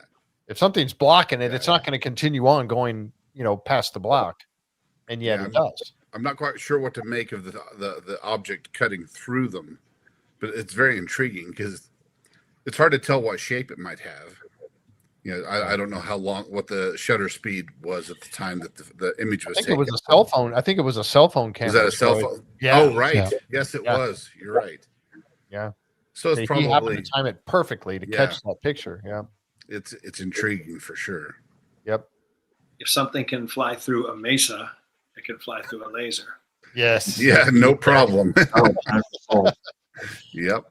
That's the thing that hit me the hardest during season 5 was that UAP that went down and into the mesa and then popped out later on, or just moments later popped out under the mesa. I remember what Cameron was saying when he had the night vision goggles on and he was flying, and he's like guys, there's like little orbs all over the place, or several. And I was like, I would make me afraid to fly up there. And that's one of the things that frustrates me, that they haven't revisited that particular thing yet, at least on the show. I'm sure they've maybe run into them since then, but that's they can't just mention that on one episode. No, I think it gets mentioned some other time later. But if you're flying around in a helicopter and you can visually see things flying past you that shouldn't be there, that's kind of scary, actually. I mean, that's a safety issue at that point. Well, it's similar to what Pete Kelsey saw when he saw that white orb zoom under him, and they kind of correlated the two between him and Cameron. Yeah. Yep. And then the readings tell them they were dropping. Do you remember that? Like Yeah. It's as if something was down below them. And then you have Jim Royston's drone would not actually, it rose, but it would not begin its pre-programmed flight because it said there was an aircraft in the area. But there are no aircraft. Hey, Eric, you got anything on the NDSB? No, there's nothing on ESB. Okay, what is this drone seeing that's telling it can't fly? Or is something interfering with it so that it thinks that there's, and again, you go back to, is this an I know you asked that question, Maddie. You asked that kind of question of them, what they thought. Is this some sort of an intelligence that is trying to prevent you from figuring things out? It's crazy. Absolutely crazy. So the boreholes, the finding of the ceramic, and then having the ceramic, do the Meissner effect to a degree was earth-shattering in itself. Now they have something that's physical. I love what you said, Mike, about the team, the guys of the scientists, and the fact that they can now look over their shoulder and kind of give them suggestions. Yeah. I love the fact that when Eric Bard, I mean, the guy is phenomenal in my mind, and having him come on the podcast with us a couple of times here this season and just talk about different things has been it's been an honor to me to have him do that. And then but he shares so much with us when he does. Some of his his way of breaking it down, this hard to understand science, and he breaks it down for us so that we can understand it in a way that works out. I call him, Professor Bard for that reason. But him and the fact that he has all these ideas, and he mentioned to us about the speculation, because we watch the episode, we see what they're doing, and we speculate a lot. Same thing we do with Oak Island. We speculate about what's going on with all this equipment they got out there. But he had said that speculation is important because it allows them to think outside the box to a degree. I think that's great, and you have to. Yeah, that's part of the process. People don't always understand that it's okay, and that's why it's good to have diversity of thought, bringing in everybody. And I think they mentioned that having guys like Caleb, compared to somebody like Eric Davis, that's a pretty big wide range there. Caleb has said in a lot of these things, like the rockets going up and then getting stuck. We talked about that with him, and he was the one that said in law enforcement, we always talk about, you have to take the totality of circumstance. If you want to pick apart just that one little thing, that's fine, but you're ignoring everything else, which is flies in the face of the scientific process. You can't pick which data you want. You have to take all of the data. And you look at those circumstances, that happening twice, and in conjunction with other things that were going on at the same time, you have to look at the probability. Is it possible? Yes. Is it probable? No. And yet it's happened twice. So that the diversity of thought, having all of the different people looking at this, the guys on the ranch, it's a really good crew. You can see them. We saw that, at PhenomeCon when in person, that they're generally friends and they get along great. And then they bring in all these experts, whether it's archaeologists or ground penetrating radar experts or whoever. It's been fantastic to watch the progression of the science. Yeah.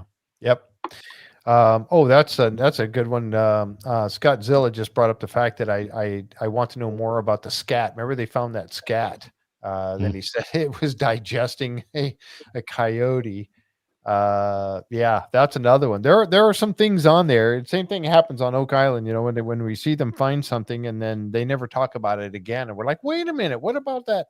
That's a good point there. Thank you for bringing that up, Scott. Yeah. The scat we need more information about that scat. Ken Woodruff, Woodruff? Ben Woodruff. Ben Woodruff. Yeah, Ben Woodruff. Thank you. Coming on the show and them taking stuff to him to have him analyze. That's what I love about this. And that's what I've loved about Oak Island as well, is them bringing in experts in their field and going to him and having him look at the dire wolf bone and having him, at first we were all like, dire wolf, really? But I mean, he took it to the nth degree and went to, I had this written down, but when he took it to that other place to have them look at it as well, I can't remember. Anybody remember the name of that science where he took the bone fragment to have them look at it as well? I can't remember, but these guys are world renowned. I know it was Colossal Bioscience that did the DNA. I think that's right. I think that's it. Colossus Bioscience. Yeah, and they're the ones that came up with those percentages that you had talked about earlier. And I also just want to add, Jeff, that Ben Woodruff gave a absolutely amazing presentation at PhenomeCon. There you go. One of the highlights of the conference, I think, was Ben's presentation that he did on I think it was Thursday or Friday morning. Yeah, he was filling in for Eric, and Friday morning, knocked it out of the park. Absolutely one of the best talks of the whole thing, without question. Man, I would love to. Are they selling a CD this year? Because I might have to get, because in past years they would have a CD you could buy or whatever. Yeah, sounded like that was the intent. Or download a CD is kind of out these days. Get a download that you can download. What is that? Yeah, a CD. What? Well, Jeff's wondering, hey, are they going to get that on 8-track? I had an 8-track, by the way, in my car. I had a cassette player too. Oh, hey, speaking of that, you just reminded me of something. So another anecdote from PhenomeCon. Jim was nice enough to get me backstage to meet some folks. One of them was when I was actually talking to Jim Royston and Travis showed up, and he had band equipment in the back of the red Jeep that needed to be unloaded. We all ran out there to go help unload for the band playing and stuff, and unloaded all of the guitars and the stands and other stuff, and underneath all of that, rockets. He really does drive around with rockets in his vehicle. Oh, it's true. Like, it's true. I wanted to take my phone out and take a picture, but I was respectful and just. I'll send you the picture I took of it. No, because I did the same thing. I did the same thing last year. Yeah, guitars and rockets. I've got to take a picture of this. Yeah. That's great. Yeah, we asked that question. I wonder if he just runs around with rockets in his car all the time. Yes, I guess he does. The answer is yes. Would it surprise you? You never know when he'll run into something he needs to fire a rocket at. Yeah, apparently. I know. That's just crazy. Yeah, we got to get Jan Frankie. Jan is we've had him on the podcast, and he said he is going to come back because he has so much more to talk about with us. Really enjoyed the show. Interesting conversation between everyone. Thanks, Jeff. Here in Canada, we can finally watch season 6. It started this past Sunday. All right, good deal. Good. You're in for a treat. And I know that I hate for the podcast to be a spoiler for those who have not seen it. Kat, and Kat's in the chat here tonight, and she doesn't get to watch it until now, and she's already been to all the podcasts, and I kind of spoil it. But sorry, but we're going to continue to spoil it for you as we go forward.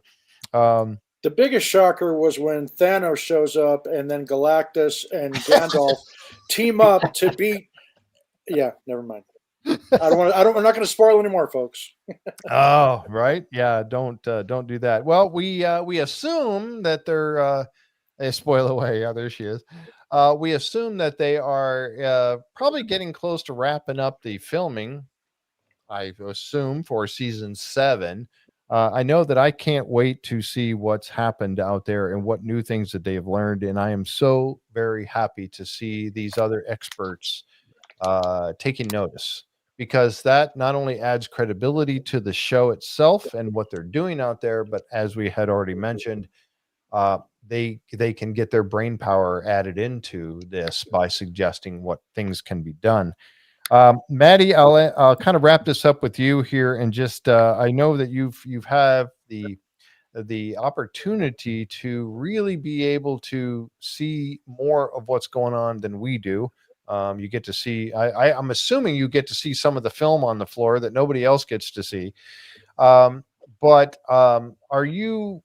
I know that you were there a head acorn for us acorns over at Oak Island, but final thoughts on Skinwalker Ranch and what these guys are doing out there.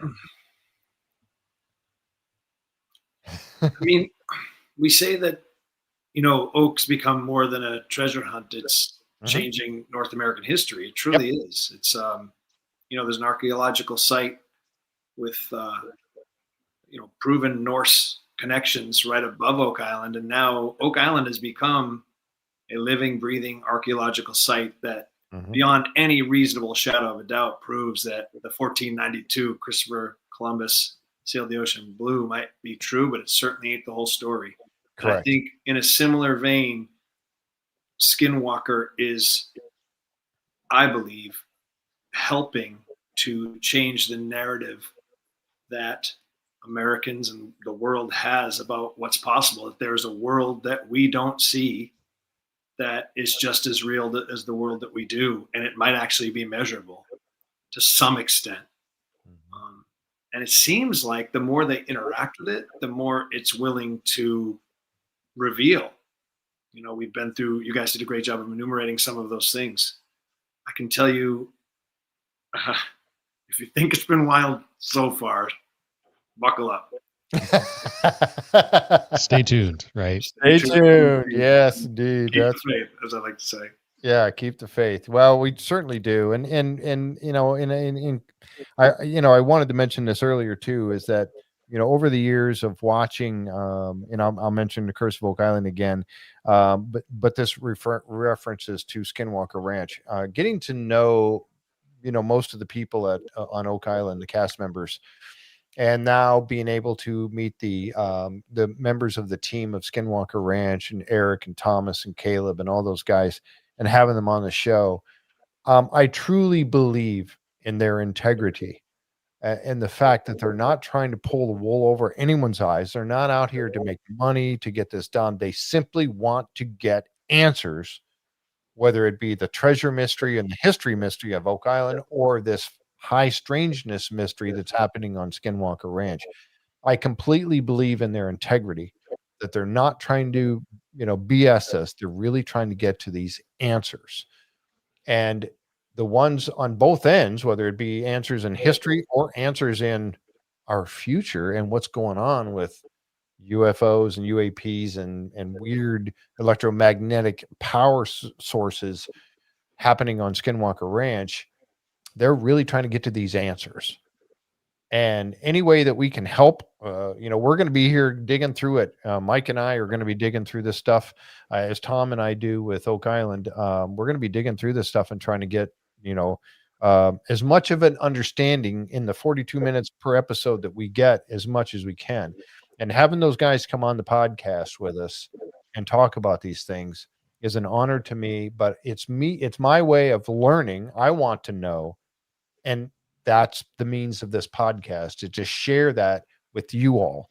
And it wouldn't happen if you guys weren't here. And it wouldn't happen if you guys wouldn't join me like this. And Maddie, Blake, you too, coming on and joining us. And I know that you are a busy man, but I appreciate it so much for you coming and giving us your insights to all of this. Thank you. I wish it was easier to nail me down, Jeff. Apologies for that. But things have been crazy, especially this season of Skinwalker for me has been, you can feel it. There's a lot of interest in this right now. It's getting crazy. I would say if I concluded this at the risk of alienating anyone, the more I learn, the more I see. I would say if you don't have some sort of faith in your life, reconsider that.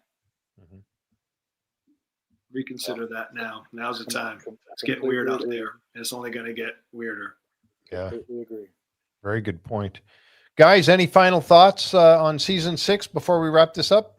Anyone? I would just like to offer my thanks and express my gratitude to Maddie Blake for. I actually love the Behind the Gates episodes because they're a great way to kind of condense and bring forth all the important stuff that happened in a particular episode. And there's a lot of people that are still discovering this great mystery of the secret of Skinwalker Ranch. And what a great thing it is to have the Behind the Gates episodes to kind of help us, be more informed as to, what went on in each episode. So as a longtime Secret of Skinwalker Ranch fan, Maddie, I just want to extend my sincerest thanks and gratitude to you for what you do with bringing Behind the Gates to all of us. So thank you for that. Thank you, Jim. It's an honor to hear that. Thank you. It's what we try to do, and I really appreciate hearing that because it's a lot of times just me in an edit bay or a voiceover booth alone. So it's nice to hear that. Thank you. You bet. Anyone else? Yeah, I would echo that in that you give us a little window into the fact that what the guys have told us is that the show is 0.87% of all of the footage that is filmed. True. And that what we see is just a sliver of what actually has gone on. And your show shows us that there is more to it. And sometimes they can't always show everything, kind of like they kind of packed up the cameras when Caleb kept finding bottles. So it was too late. So there's more to it. And that's why it's good to be able to talk to the guys from time to time when they have time, that there's more to it. And it's even, if it's possible, it's even weirder than the show makes it seem, because the show has to be entertaining to the everyman. Yeah. And there's things that they film that are just too complicated to try and explain in the amount of time that they have. It's only 42 minutes per episode. So I really appreciate the extra insight into what they're doing. And I have one question for you, since having just come from Vernal at PhenomeCon and going on the sanctioned perimeter tour with Bryant and Thomas and getting close to it, I learned something on that perimeter tour, and I thought I knew a lot about Skinwalker Ranch. But having been on the ranch, since you've been on the ranch, was there anything about the ranch in particular, whether it was a fan center or the ranch itself, that surprised you or wasn't what you thought, was different than you expected? And you're like, oh, wow, I never would have known that had I not been out here or not seen that, that kind of helped you maybe understand just a little bit more. Yeah, beyond the physical manifestation of negative physical things I went through, there's a beauty to it that I did not expect. It is beautiful. it almost said, as I was driving down the dirt road for the first time inside the ranch, coming upon the mesa on my right, I said, this is like a Disney set. It Yeah. almost looked fake. It is gorgeous land. So Yeah. I'd say that's the first thing that comes to mind is its beauty. It's just stunning. And I was so wrapped up in what this meant. I'm on Skinwalker Ranch. Oh my God. Yeah. I was struck by its beauty, its physical beauty. I did not expect that. I spent the first 20 minutes just going like, wow. And actually Joe Lassard and I, executive producer, we climbed the mesa. The first time I was ever, we hiked it, went right up around the side up top and stood up there and took pictures, and we just sat there and kind of took it in. And yeah, it's beauty. That's the first thing, Mike. That's a great question. Thanks for reminding me of that. Actually, I forgot about it. I talk so much about it in all these spooky ways and show ways, but its physical beauty is remarkable.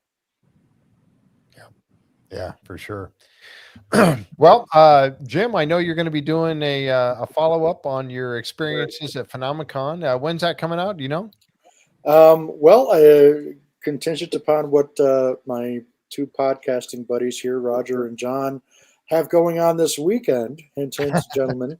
Perhaps I'd love to try to record that this weekend. And we're going to have some exciting news to announce here soon. We have one additional member joining the Soul of the Unexplained podcast, and hopefully that person will be able to announce that to the public very soon. But we have that we're looking forward to. But yeah, this weekend we're hoping to record the PhenomeCon recap if we can meet everybody's schedules. And for those that have asked, the Soul of the Unexplained, again, that is SOL, soul as in the Spanish word for sun. The Soul of the Unexplained. This YouTube channel is right here on YouTube, and we've got all kinds of videos. And sometimes, because being the New Yorker that I am, sometimes the language gets a little salty, I guess we could say. But we very much love Skinwalker Ranch, and of course other things that pertain to the strange and the unknown. And we're also going to be doing a recap of the UAP hearing that happened yesterday. We're going to talk about footage that was shown there. We're going to offer some stuff there. So yeah, Soul of the Unexplained. We're there. We also do manage a presence on Facebook. We have some funky things going on with that. Like every time we post a link to a video, for some reason it just brings up like a chat window. So we don't post on Facebook as often as we used to. And we do also have a Twitter or an X account, but we primarily just use that to share and repost other tweets that we want to promote from people that we appreciate. So, but the best way to find out about the Soul of the Unexplained is just right here on YouTube. And again, Jeff, we got to have you and Mike on sometime as well. So, all right, and, we'd love to get both of you on there sometime, just talking about stuff. So, but right. Certainly, thank you both very much for inviting me to be a part of this. Again, apologies for having to do the shades today. I wasn't trying to be cool or anything. It's just my head is throbbing like a from oh my gosh, from the fall that I took earlier this week. So, but my mama always said I had a thick head, and obviously that's there's a little more than a little truth to that. Yep. But I wanted to say too, real quick, and I completely forgot about this, and I know we're getting ready to close here, but the satellite, the Skinwalker Ranch satellite. I mean, I forgot to bring that up. Is that I thought there was a problem, but is that up now? It's already up and they're already starting to use it. Do you know? Or I believe As so. far as I know. Yeah. Yep. Yeah. Wow. It had launched not that long ago though. So that's good. That is so cool. Yeah, that's awesome. Yeah. Real quick too. And if anybody hasn't seen it here, I'm going to show it real quick. This is that UAP. This is crazy. Yeah, watch this. Now, this circle you see here in the center, that's the UAP they're tracking with I forget what kind of drone it is. They gave the number on it, C7 something drone or whatever. And supposedly another drone fires a Hellcat missile at it. That you can't see the other drone, but it fires and you'll see it hit. I'm going to play this. This is crazy, folks. Watch this real quick. Uh-oh. Oh, he's getting ready to. I don't know if you can hear that or not, but I probably don't have the sound on. But off the coast of Yemen, he said. I'm going to move it ahead a little bit. There it goes. There we go. Now watch, you'll see something coming out of the upper left. And hit this thing.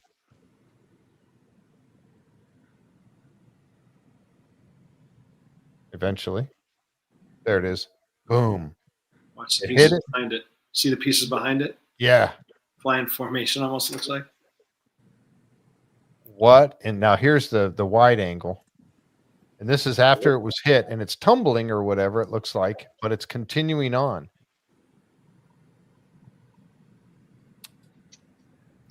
Folks, Yeah, we don't have one of those, guys. yeah, we don't have anything like that can take a Hellcat missile and just keep on flying. I don't know if you can scroll back. Hellfire missile. Michelle made an interesting comment. Michelle Stratton made an interesting comment about that earlier, but it was quickly superseded by a different comment. The satellite went up late spring. It's over 2 times a day north. So, okay, cool. Very cool. But she had made one earlier about the UAP video that we just saw that I think is relevant. I don't know if you can go back that far, though. Yeah, it will, but I don't remember what it was. Linda, do you remember what it was? Something about a balloon. Oh. Or something like that. Yeah, I Michelle, don't remember what the was it? exact phrase. Say it again, Michelle. And it's Hellfire missile, and putting her on it the travels at Mach 1.3. Yeah. That's why they're really good at hitting what they want to hit. Yeah. And yet it kept on going. Folks, if you don't Kept on going. Yeah, if like, and Maddie mentioned this earlier, if you don't still at this point don't believe that there's things flying in our sky, we're not saying they're extraterrestrial. We're not saying that they're from the future. We're not saying that there aren't from some other human something or other on this planet. There's something flying in our skies that is pretty much undetectable for the most part, and it's happening. And we need to find out what and I think somebody had said what Travis had said about this too. Let's hope that they're extraterrestrial, because if they're not, then we got some problems based on the people I know who've done all source analysis on that video. It was a balloon, and the debris from the onboard sensors are what came off. Interesting. Okay, maybe then it isn't a UAP. That video was shown in a skiff. I don't know about that. Yeah, I don't either. That video has been rumored for a while, and sensors and Sensors. Yeah. I don't know. Well, that's Michelle is Jay's Stratton's wife. So involved in this is unfortunately normal behavior with a balloon with sensors. It hit. Man, flying that fast though, a balloon. I mean, it looked like it was really cruising. I mean, all right. So even if that were the case, Mosul orb, on and on. Absolutely. A potential video on its own, and that's the problem with these things, is that this is, which again, I'm not saying she's not right, but I'm saying, like, people say it's AI, people say this and that. It's like, well, let's go back to medieval times then, when people saw battles in the sky between craft, anomalous craft. So it's World War II, World War I, on and on and on and on. It's, the debate's over. The reasonable debate is over. Yeah. Absolutely. Yep. Absolutely. All right, guys. Well, thank you so very much for joining us here tonight. I do appreciate all 6 or 5 of you guys to come on, and Maddie for taking your time out of your busy day.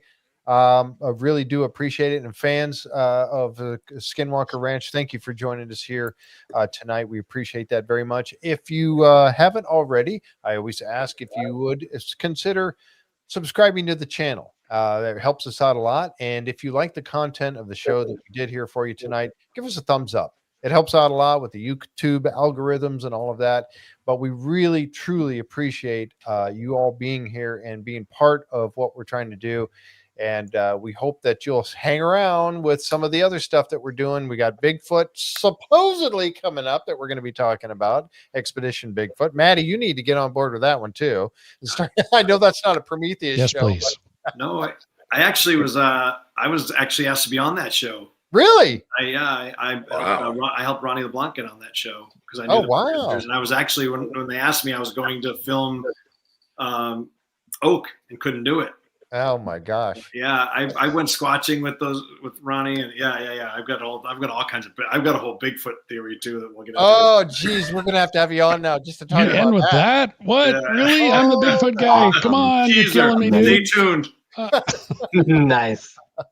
Thanks, Well, we're guys. going to be talking about Expedition Bigfoot when it finally does come out. We don't know when that is, but we will be talking about that. And of course, we'll be talking about The Curse of Oak Island coming up very soon in just a few months. And also, real quick, I just want to mention too, one of the major reasons why I couldn't go to PhenomeCon this year is because we have the Oak Island Conference, the first one ever.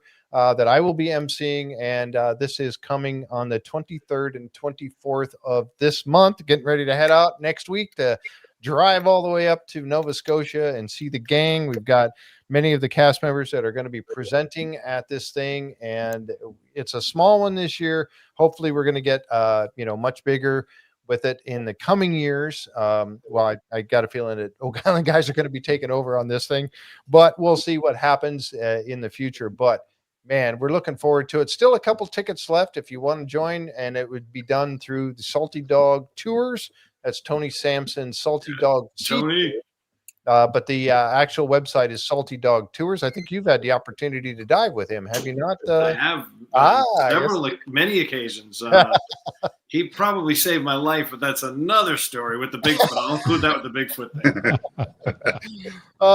You coming? Cat will be there. You coming, Maddie? I'll tell you what, I'm going to just miss you guys. I think my next Oak trip is scheduled for late October. It looks like now. Could change, but when is it? The end of this month? It's the September 23rd and 24th. If that changes, it would be amazing. I would love to see you guys. Yeah. If I'm in the area, I'll come, put it that way.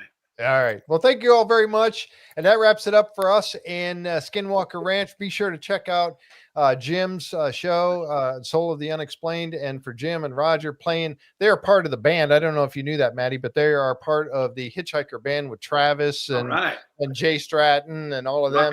You guys. Yeah. Jim, John playing my finger pointing in the right direction. This guy right here is in the band. Roger's my podcasting buddy. He's not in Hitchhiker. Yeah, but those guys. But he should be. In spirit, he is. But yeah. Absolutely. Well, I'm a very, very average drummer, so maybe someday I'll sit in with you guys. Oh, there you go. There you go. All right, hook it up. All right, folks, thank you very much for joining us, and we'll catch you next time right here on the J Free 906 podcast. Good night, everyone.